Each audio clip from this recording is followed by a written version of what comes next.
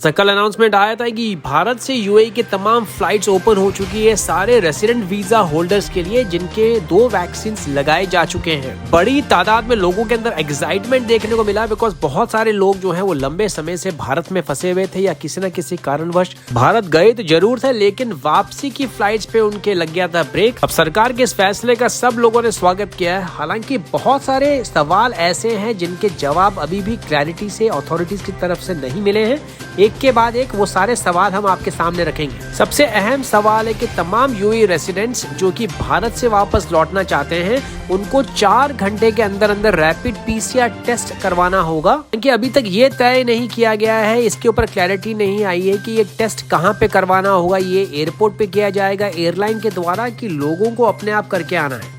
दूसरा सबसे बड़ा सवाल है कि क्या जीडीएफआरए अप्रूवल की जरूरत है वापसी में लौटने के लिए, इसके ऊपर भी अभी तक कोई क्लैरिटी नहीं आई है। तीसरा सबसे बड़ा सवाल ये है कि वापसी में आने पर क्या क्वारंटाइन उनको रहना होगा, यानी कि अगर आप अपने घर जाना चाहते हैं तो इंस्टीट्यूशनल क्वारंटाइन यानी कि एयरलाइन या सरकार की तरफ से यहाँ पे इंस्टीट्यूशनल क्वारंटाइन रहना होगा सरकारी फैसिलिटीज में, या फिर आप अपने घर जा सकते हैं यानी कि रेसिडेंट अपने घर जा सकते हैं या नहीं। दूसरा, काफी सारे लोग जो हैं दूसरे एमिरेट से दुबई एयरपोर्ट से होके ट्रैवल कर रहे हैं, तो उनका सबसे बड़ा सवाल ये है कि अगर वो दुबई से लैंड करके अगर शारजा, अजमान, रासल खेमा या फुजेरा, उमल क्वेन जाना चाहते हैं तो क्या उनको इंस्टीट्यूशनल क्वारंटाइन रहना होगा दुबई में, या फिर वो सीधा अपने घर पे ट्रैवल कर सकते हैं। अबू धाबी रेसिडेंट के लिए डेफिनेटली उनको अगले दिन तक पीसीआर टेस्ट रिजल्ट का वेट करना होगा, तब तक वो अबू धाबी बॉर्डर क्रॉस नहीं कर पाएंगे। बिल्कुल इसमें कोई बदलाव नहीं आया, क्योंकि जब फ्लाइट्स ओपन थी तब भी ये रिक्वायरमेंट थी कि अबू धाबी रेसिडेंट्स को दुबई में होटल में रुकना पड़ता या फिर कहीं ना कहीं अपने दोस्त, अपने रिलेटिव्स के यहाँ पे। उसके बाद ही नेक्स्ट डे जब रिजल्ट नेगेटिव आ जाता है तभी आप बॉर्डर क्रॉस कर सकते हो। उसके बाद सबसे बड़ा सवाल ये है कि उन लोगों का क्या होगा जिनकी वीजाज एक्सपायर हो चुकी है, क्योंकि काफी सारे लोग जो है वो प्लान करके नहीं गए थे भारत। वो लोग करीबन 15 दिन, 20 दिन, 1 महीना, 2 महीने के हिसाब से गए थे, लेकिन काफी सारे लोग ऐसा भी हो सकता है कि उनकी वीजा एक्सपायर होने वाली हो 2 महीने के अंदर। और ऑब्वियसली जब फ्लाइट स्थगित कर दी गई 2 महीने के लिए, तो काफी सारे लोग ऐसे भी हैं जिनकी वीजा इन 2 महीने दरमियान इनकी वीजा एक्सपायर ऑलरेडी हो चुकी हो। तो सबसे बड़ा सवाल ये भी है कि जो फैमिलीज हैं और उनके साथ में बच्चे हैं 15-16 साल के, क्योंकि जो 15-16 साल की जो एज के बच्चों की वैक्सीन है ये इनका अनाउंसमेंट आया था मई के महीने में, और ये लोग उसके पहले ही अप्रैल तक भारत पहुंच चुके थे। तो इन लोगों का क्या होगा, क्योंकि इनके पास में वैक्सीन नहीं है, बच्चों ने वैक्सीन नहीं लगा रखी है, तो किस तरीके से इनकी वापसी होगी इसके ऊपर भी अभी तक क्लैरिटी नहीं आई है। दोस्तों, काफी सारे लोग ऐसे भी हैं जिन्होंने खाली एक ही वैक्सीन का डोज लगाया है, दूसरी वैक्सीन से पहले किसी कारणवश उनको भारत ट्रैवल करना पड़ा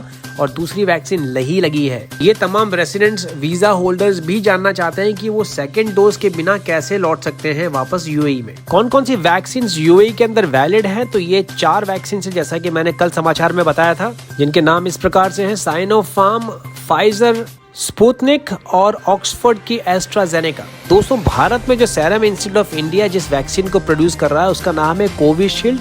वो ऑक्सफोर्ड की एस्ट्राजेनेका वैक्सीन का ही दूसरा नाम है। क्योंकि अभी तक ये क्लैरिटी नहीं आई कि जो लोग इंडिया में अगर कोविशील्ड लगा चुके हैं तो क्या वो माना जाएगा कि उन्होंने ऑक्सफोर्ड एस्ट्राजेनेका वैक्सीन लगाई हुई है, चाहे वो भारत में लगाई है चाहे यूएई में लगाई है। इसके ऊपर भी अभी तक कोई क्लैरिटी नहीं आई है। इस बीच भारत से यूएई आने वाली फ्लाइट्स के टिकट्स में भी काफी बड़ी बढ़ोतरी देखने को मिली है। एवरेज प्राइस सभी सेक्टरों की तकरीबन 850 दिरहम तक देखने को मिली है। कोच्चि से दुबई के 24 जून की फ्लाइट का किराया तकरीबन 855 दिरहम शो हो रहा है ऑनलाइन। वहीं कैलिकट से दुबई की 25 तारीख की फ्लाइट का किराया तकरीबन 879 यानी 879 दिरहम है। उसके अलावा सबसे बड़ा सवाल ये भी है कि अगर पूरा परिवार साथ में ट्रैवल कर रहा है तो उनको क्या इंस्टीट्यूशनल क्वारंटाइन में रहना होगा दुबई पहुंचने के बाद में, या वो सीधा अपने घर जा सकते हैं या नहीं।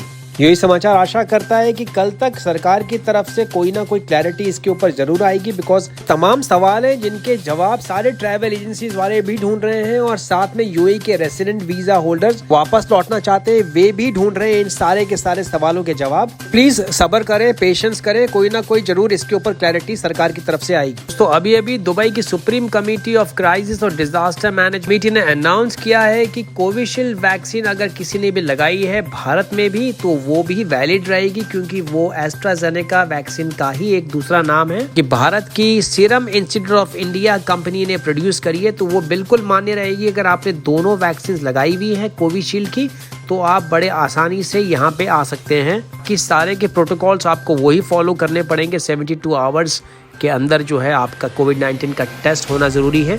बाकी काफ़ी सारे सवाल हैं जिनके क्लैरिफिकेशन आने बाकी हैं। जिस तरीके से यूएई सरकार ने ये क्लैरिफिकेशन दिया है, बाकी सारे सवालों के क्लैरिफिकेशन भी कल तक मिलने की आशंका है। दोस्तों, अगर आप दुबई से होते हुए अबू धाबी जा रहे हैं जुलाई 1 से पहले, तो आपको ये पूरे प्रोटोकॉल्स फॉलो करने पड़ेंगे। जो क्वारंटाइन रूल्स हैं वो इस प्रकार से हैं कि भारत ग्रीन लिस्ट में नहीं है, तो आपको क्वारंटाइन होना जरूरी है। रूल्स अलग अलग लोगों के लिए इस प्रकार से रहेंगे। अगर आपने वैक्सीनेशन लगाया हुआ है तो आपको 5 दिन के लिए क्वारंटाइन होना जरूरी है।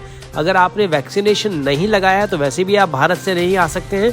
लेकिन अगर आप किसी और देश से होते हुए आ रहे हैं तो नॉन वैक्सीनेटेड पैसेंजर्स के लिए 10 दिन का क्वारंटाइन में रहना जरूरी है। इसके अलावा तमाम वैक्सीनेटेड पैसेंजर्स अगर 1 जुलाई के बाद अबू धाबी आ रहे हैं तो उनको क्वारंटाइन में रहने की किसी भी आवश्यकता नहीं है। आप इंडिया से ट्रैवल कर रहे हैं दुबई के लिए, तो आपको 24 घंटे तक इंस्टीट्यूशनल क्वारंटाइन में रहना जरूरी है, क्योंकि इसके ऊपर अभी भी कंफ्यूजन बना हुआ है कि इंस्टीट्यूशनल क्वारंटाइन एयरपोर्ट पे सरकार की तरफ से होगा या यात्री घर जा पाएंगे, अपने अलग अलग एमिरेट्स में जा पाएंगे, जहाँ पे वो अपने घरों में क्वारंटाइन हो सकते हैं जब तक रिजल्ट नहीं आ जाता है अगले 24 घंटों में। क्योंकि यहाँ पे अबू धाबी के जो पैसेंजर्स हैं उनको 24 घंटे दुबई में किसी न किसी होटल में रखना या रहना जरूरी है।